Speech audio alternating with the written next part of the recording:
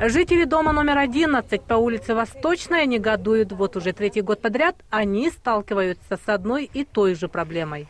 Волнует вот магистральный труба, под которую подходит и вода, и тепло, и все вот это вот. И вот, как видите, не голая вон труба, уже третий год. В 2000 каком году, 11-м, что ли, или 10-м году, вон провели вторую линию поверху и изолировали. За помощью жильцы не раз обращались в городскую администрацию и жилищно-эксплуатационный участок номер 5.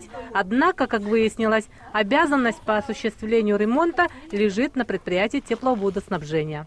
Теперь супруги Тарасовы спокойны. После нашего звонка на место приехали представители теплоснабжающей организации. Отреагировали моментально, устранили все недочеты.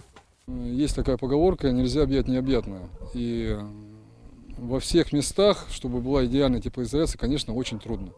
Очень трудно, но мы, конечно же, стараемся из всех сил и принимаем меры, и стараемся своевременно реагировать на заявления граждан.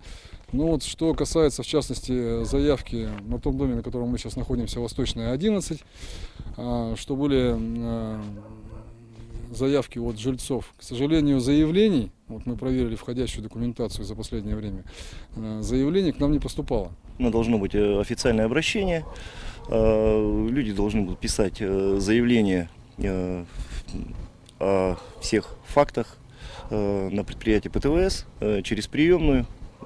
Естественно, это все будет регистрироваться и чтобы все было чисто официально.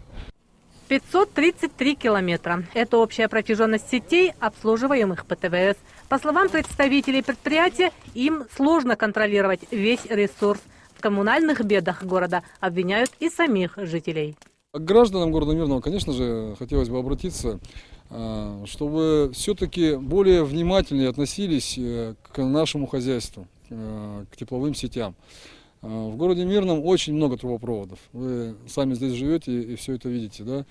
И очень длительная просьба не снимать теплоизоляцию с наших сетей. Вот есть у нас все-таки недобропорядочные граждане.